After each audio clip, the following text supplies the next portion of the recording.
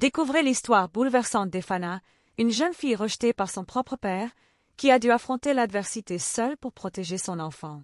Un récit puissant de courage, de douleur, mais surtout d'espoir et de pardon. Plongez dans chaque chapitre de cette saga émouvante qui vous tiendra en haleine du début à la fin. Abonnez-vous maintenant pour ne rien manquer de cette histoire inspirante et suivre le parcours d'Efana et Adora, une histoire qui vous touchera en plein cœur. Parce que chaque histoire mérite d'être entendue. Dans le petit village de Ngonani, niché entre des collines rouges et des champs de manioc, vivait une jeune fille nommée Efana. Elle était la fille aînée d'un homme respecté et craint, Baba Momo, un ancien combattant devenu chef de quartier. Sa voix résonnait comme un tambour dans le village, et son regard suffisait à faire taire les plus bavards. Pour beaucoup, c'était un homme droit. Mais dans l'intimité de sa maison, sa droiture prenait parfois les allures d'une dictature. Efana grandit dans une maison où le silence était la règle. On ne discutait pas les ordres de Baba Momo, on les exécutait. Sa mère, Mama Essatou, femme effacée mais au cœur tendre, portait les douleurs de son foyer comme on porte une croix. Elle disait souvent à sa fille, « Le silence d'une femme protège sa famille. » Mais Efana, elle, rêvait d'un monde où l'on pouvait parler, aimer, choisir. Elle avait 17 ans, des yeux qui cherchaient le ciel, et une voix douce comme la pluie du soir. À l'école, elle était studieuse, discrète, presque invisible. Mais dans son cœur, un feu silencieux brûlait. Un feu né d'un regard, d'un sourire, celui de Kassim, un jeune mécanicien du village voisin. Il n'était ni riche, ni éduqué, mais il la faisait rire. Il la regardait comme si elle existait vraiment. Et pour une fille comme Efana, c'était tout ce qu'il fallait. Leur histoire commença un soir de marché. Un regard volé entre deux étals, un mot glissé au creux de l'oreille, puis des rendez-vous secrets sous l'arbre à palabres. Elle se sentait vivante à ses côtés. Elle oubliait les cris de son père, les silences de sa mère, le poids de son nom. Avec Kassim, elle devenait juste Efana. Une fille. Une femme. Mais le destin est cruel avec les cœurs naïfs. Un matin, Efana sentit son corps changer. Elle était fatiguée, nauséeuse, puis la vérité tomba, brutale comme un couperet. Elle était enceinte. Le silence revint, plus lourd, plus douloureux.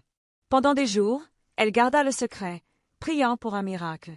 Mais le ventre ne ment pas, et bientôt, sa mère le vit.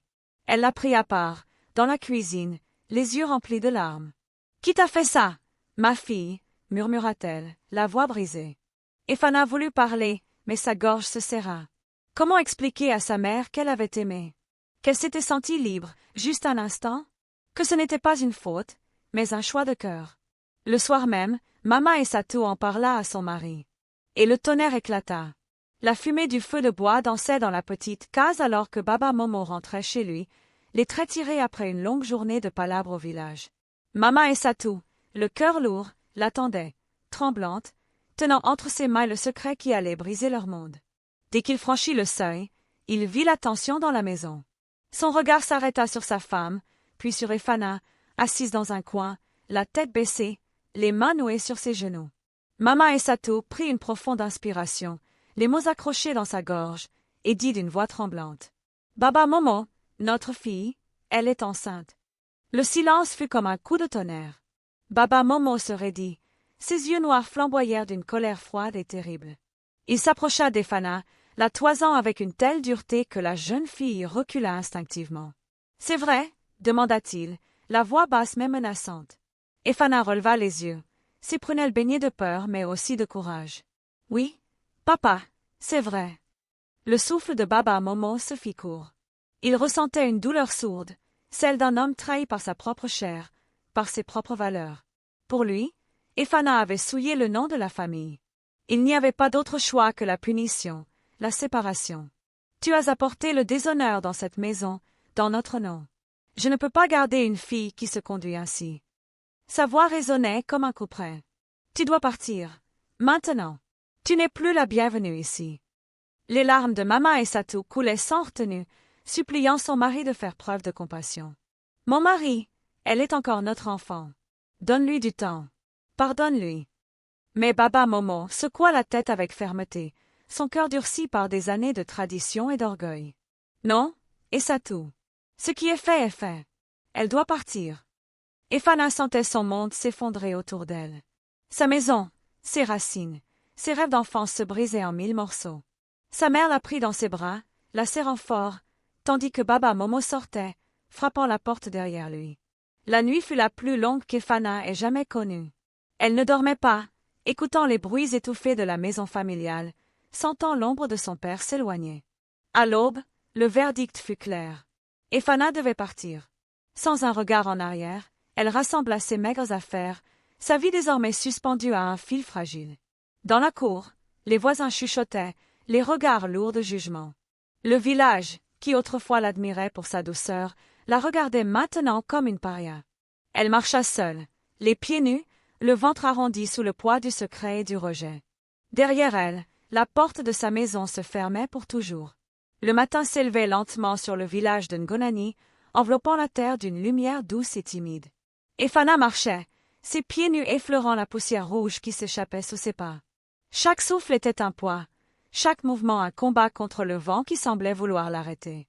Elle n'avait plus de maison, plus de père, plus de famille. Juste ce petit sac, une modeste poignée d'affaires, et le silence lourd de ceux qui la regardaient avec mépris. Des murmures l'accompagnaient à chaque détour. Des voix qui chuchotaient. La fille déshonorée, celle qui a apporté la honte. Elle baissait les yeux, serrant contre elle le ventre qui s'arrondissait de jour en jour. La route était inconnue. Elle ne savait pas où aller, ni qui pourrait l'aider. La peur s'insinuait dans son cœur comme un serpent, mais elle refusait de céder. Pour l'enfant qu'elle portait, elle devait tenir bon. Elle devait survivre. Au marché, les étals s'agitaient, la vie semblait continuer sans elle. Pourtant, Efana n'y appartenait plus. Personne ne lui tendait la main. Personne ne lui offrait un sourire. Elle se contenta d'observer, se rappelant les jours où elle aidait sa mère à vendre, quand tout semblait plus simple. Une vieille femme, dont le dos était courbé par les ans, la regarda longuement. Elle avait vu la douleur dans les yeux d'Efana, et peut-être la sincérité de son combat. Elle s'approcha doucement, tendit une main ridée et dit avec douceur. « Viens, ma fille. Tu n'es pas seule. » Sans hésiter, Efana suivit cette femme au marché, trouvant un refuge temporaire dans son petit abri de bois. Cette nuit-là, pour la première fois depuis longtemps, elle dormit, le cœur un peu plus léger, bercé par la voix rassurante de sa protectrice. Mais l'aube lui rappela la réalité. La route vers un avenir incertain venait à peine de commencer. Elle devait trouver un moyen de vivre, pour elle et pour l'enfant qui grandissait en elle. Les jours passaient, et Efana apprenait lentement à naviguer dans ce nouveau monde qui l'accueillait sans douceur. La vieille femme du marché, que tout le monde appelait Mama Udu, devint un soutien inattendu. Elle lui offrit un coin de son humble demeure faite de bois et de tôle, un toit sous lequel Efana pouvait enfin s'abriter des pluies battantes et de la chaleur accablante. Mama Udu, malgré son air bourru, était une femme au grand cœur, qui connaissait les douleurs de la vie. Elle avait perdu ses propres enfants, emportés par la maladie, et voyait en Efana une fille qu'elle pouvait encore protéger. « Ne t'en fais pas, ma fille. Ici, tu es en sécurité. Je veillerai sur toi et ton bébé. » Ces mots, simples mais sincères, réchauffaient le cœur d'Efana, fatiguée par la solitude. Mais la vie n'était pas tendre. L'enfant grandissait en elle, rendant chaque jour un peu plus difficile les tâches simples. Le ventre rond et lourd, les nausées qui ne la quittaient pas, et la peur constante du rejet pesaient sur ses épaules. Pour survivre, Efana accepta de faire des petits travaux au village, laver les vêtements des voisins, ramasser du bois, vendre quelques herbes médicinales. Ce fut dur, mais elle tenait bon. Un soir, alors que le soleil se couchait derrière les collines rouges, Efana se retrouva seule, assise devant la maison de Mama Udu.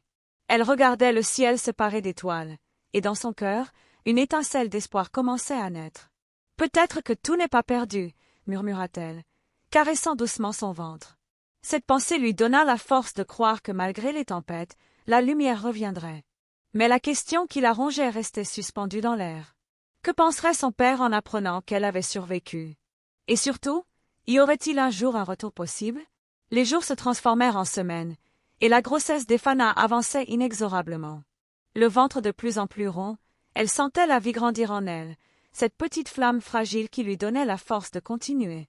Chaque coup, chaque mouvement de son bébé était une promesse, un lien d'amour indestructible entre une mère et son enfant.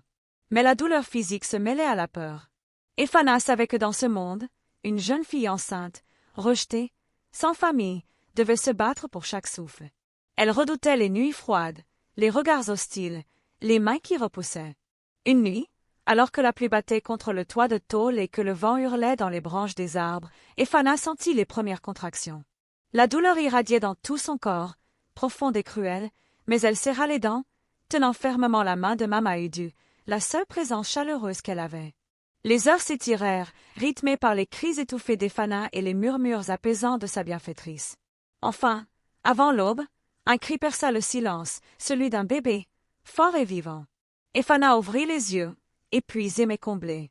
Dans ses bras reposait une petite fille, enveloppée dans un vieux pagne, ses yeux grands ouverts sur le monde. « Je t'appellerai Adora », murmura Ephana avec un sourire tremblant. « Parce que tu es ma joie, mon trésor, mon espoir. » Mama Udu sourit, essuyant une larme discrète. Cette naissance était plus qu'un miracle, c'était la renaissance d'un rêve, la promesse d'un avenir à bâtir, même dans la tempête. Les premiers jours après la naissance d'Adora furent des instants de douceur rare. Ephana, bien que fatiguée, chérissait chaque sourire de sa fille, chaque souffle, chaque petit mouvement. Mama Udu était une présence rassurante, lui apportant des repas chauds, veillant sur elle avec une attention maternelle. Mais derrière cette apparente bonté, le voile de la trahison commençait lentement à se déchirer. Une nuit, Ephana fut réveillée par des murmures étouffés provenant de la pièce voisine. Curieuse et inquiète, elle s'approcha silencieusement et colla son oreille contre la porte. Ce qu'elle entendit glaça son sang. Mama Udu discutait à voix basse avec un homme d'affaires du coin, un homme à l'allure riche et influe. Il parlait argent, comme on négocie un bien, une marchandise. Le bébé est sain, et la mère est jeune. Personne ne la cherche, disait Mama Udu avec un sourire satisfait. Combien tu en veux? Répondit l'homme, froid et calculateur. 650 000 néras et un sac de riz. Affaire conclue. Demain soir, elle est à toi. Ephana recula, horrifiée. Comment celle qui s'était présentée comme une mère protectrice pouvait-elle comploter la vente de sa propre fille? Son cœur se serra d'une douleur intense, mêlée de colère et de peur. Elle savait qu'elle devait agir. Pour Adora. Pour leur survie. Cette nuit-là, alors que la maison dormait, Ephana fit un choix, elle partirait. Elle fuirait cette trahison, ce danger. Elle protégerait sa fille, coûte que coûte. À peine le premier rayon de lune s'était-il levé que Ephana, le cœur battant à tout rompre, glissait silencieusement hors de la maison de Mama Udu. Son bébé, Adora, blotti contre elle, enveloppé dans un pagne, dormait paisiblement, ignorant encore la tourmente qui allait bouleverser sa vie. Chaque pas d'Ephana était un mélange de peur et de détermination. La peur de l'inconnu, de la nuit, de la solitude, la détermination à sauver sa fille de ce marché cruel où elle avait failli être vendue. Elle s'éloignait de ce toit trahi, des murs qui avaient caché un sombre secret. Les rues de la ville étaient silencieuses, les boutiques fermées, les rares passants absents ou endormis. Elle courait à peine, marchant plutôt avec précaution, attentive à ne pas réveiller la ville. Les muscles douloureux, le ventre encore fragile, elle avançait sans but précis, guidée seulement par l'espoir de trouver un endroit sûr, un refuge où elle et Adora pourraient enfin respirer sans crainte. Les heures s'égrenaient, le souffle court, les pieds meurtris, mais Ephana ne céda pas. Elle savait que cette fuite était leur seule chance. À l'aube, elle trouva enfin un petit coin tranquille, un terrain vague près d'une vieille église abandonnée.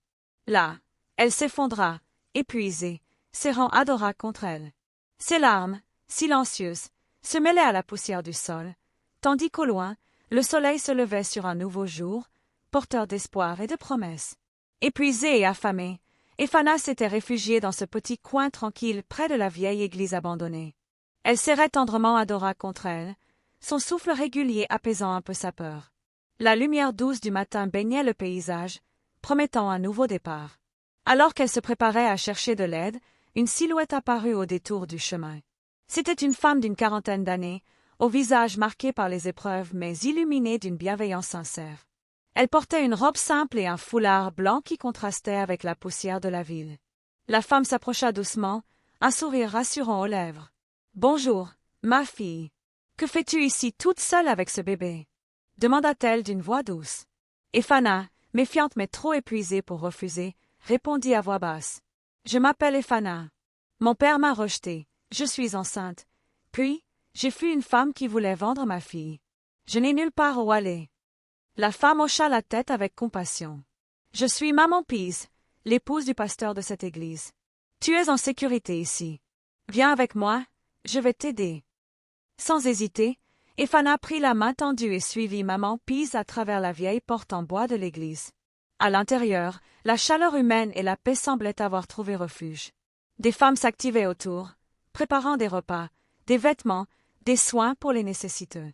Maman Pease présenta Ephana aux autres, qui lui offrirent des sourires et des paroles d'encouragement. Pour la première fois depuis longtemps, Ephana sentit que son fardeau pouvait devenir plus léger. Elle était loin de son village, loin de sa famille, mais elle avait trouvé un havre de paix. Au fil des jours passés dans la communauté autour de l'église, Ephana sentit peu à peu une nouvelle force s'insinuer dans ses veines fatiguées. Maman Pease et les femmes de la paroisse lui apportaient soutien et affection, l'aidant à panser les blessures invisibles que la vie lui avait infligées. Les premières semaines furent consacrées à l'adaptation. Ephana apprenait à s'occuper d'Adora dans un environnement paisible, sans peur des regards accusateurs ou des dangers dissimulés. Chaque sourire d'Adora était une victoire contre la douleur du passé. Maman Pease prit sur elle d'enseigner à Ephana un métier qui lui permettrait de gagner sa vie et de subvenir aux besoins de sa fille. Elle lui montra comment préparer de petites pâtisseries, des gâteaux, des beignets, des pains sucrés. Ephana découvrit dans ce travail une source inattendue de joie et d'espoir. Chaque matin, elle se levait tôt, mélangeait la farine et le sucre, pétrissait la pâte avec soin, tandis qu'Adora dormait sur son dos, emmitouflée dans un pagne doux. Les effluves sucrés qui se dégageaient de la cuisine attiraient les sourires des sœurs de l'église et des passants.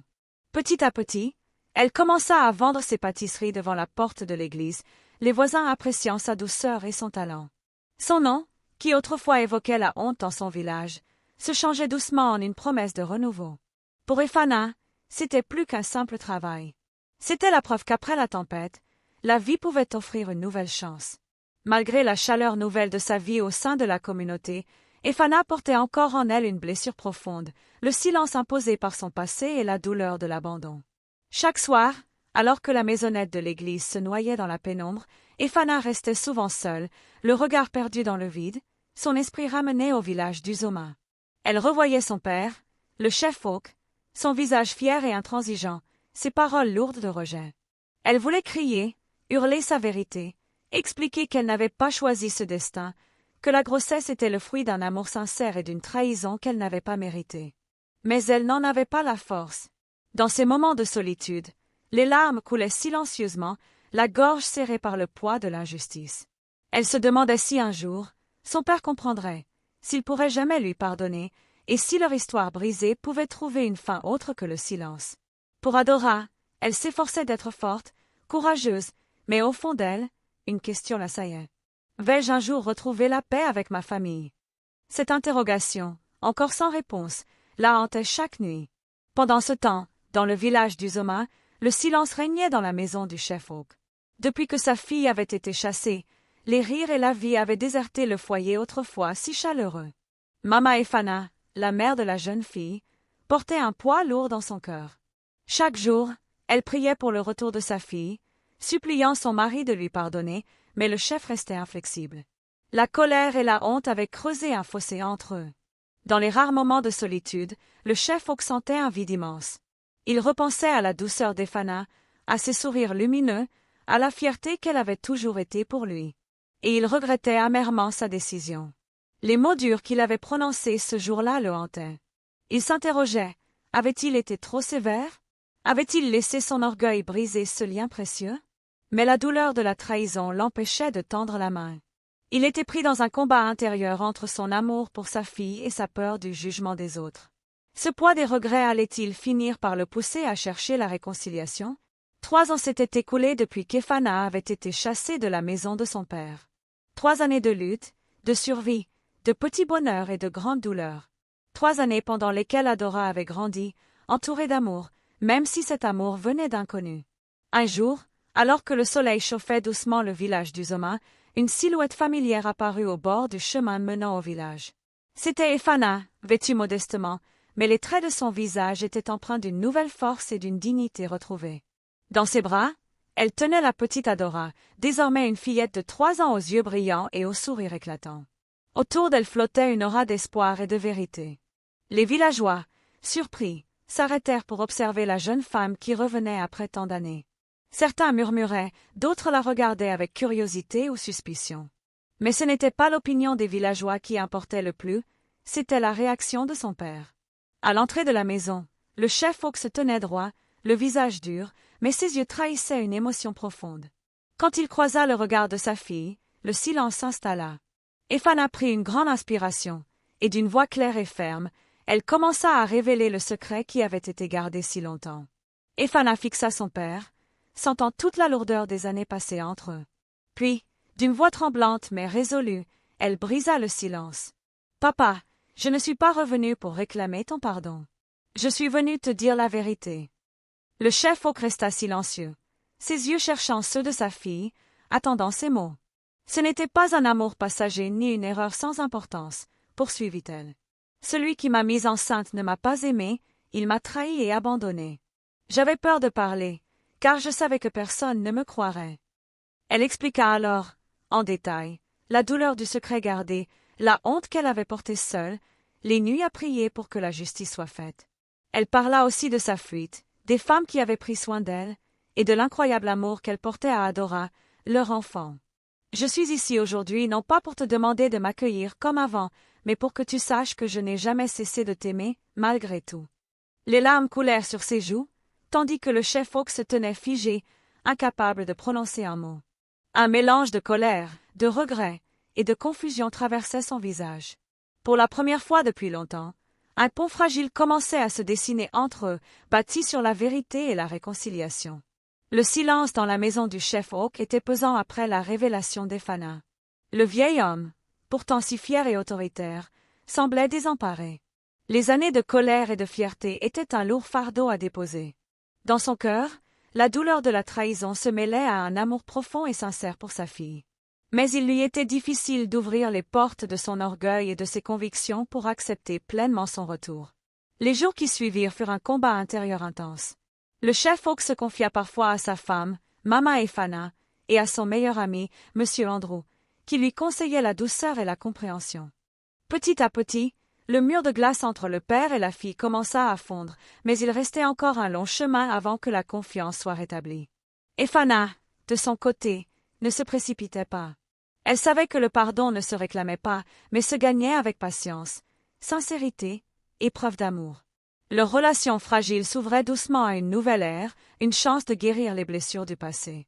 Après plusieurs semaines de retrouvailles timides, Ephana et son père commencèrent à renouer un lien sincère, fondé sur la compréhension et l'amour retrouvé.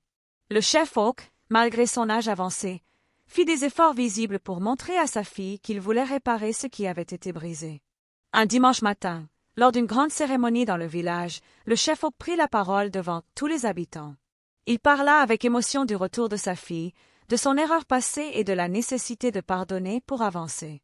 Cette prise de parole fut un acte courageux qui bouleversa le village. Les anciens et les voisins comprirent que le temps du jugement était révolu et que la famille était plus forte lorsqu'elle était unie. Ephana, aux côtés de sa fille Adora, regardait son père avec un mélange de fierté et de gratitude. Elle savait que ce nouveau départ était fragile, mais qu'il pouvait ouvrir la voie à un avenir meilleur. Le soleil brillait sur Uzoma ce jour-là, comme un symbole d'espoir et de renaissance. Malgré le retour de la paix apparente dans la maison du chef Hawk, les ombres du passé n'étaient pas totalement dissipées. Certains villageois murmuraient encore dans les coins, rappelant l'histoire d'Ephana avec un mélange de curiosité et de jugement. Les regards parfois lourds et les commentaires subtils pesaient sur Ephana et sa famille, même si son père faisait de son mieux pour protéger sa fille. Cette réalité rappela à Ephana que la réconciliation ne signifiait pas la fin des épreuves. Un soir, alors qu'elle rentrait chez elle, Ephana croisa un groupe d'hommes qui chuchotaient à son passage. Elle sentit la colère monter en elle, mais choisit de garder la tête haute, consciente qu'elle devait être un exemple pour Adora. Avec le soutien de son père et de sa mère, Ephana décida de ne pas se laisser abattre. Elle redoubla d'efforts dans son travail de pâtissière et dans sa vie communautaire, gagnant peu à peu le respect de ceux qui avaient douté d'elle. Peu à peu, les cœurs s'adoucissaient, et la lumière de sa dignité brillait plus fort que jamais. Au fil du temps, la relation entre Ephana et son père s'approfondissait. Le chef Hawk, qui autrefois était distant et fier, montrait désormais une tendresse nouvelle envers sa fille et sa petite-fille Adora. Il passait de plus en plus de temps avec elle, partageant des moments simples, Un repas sous le grand manguier, des histoires racontées au coucher, des éclats de rire qui réchauffaient le cœur. Cette présence paternelle retrouvée redonnait à Elphana un sentiment de sécurité qu'elle croyait perdu à jamais.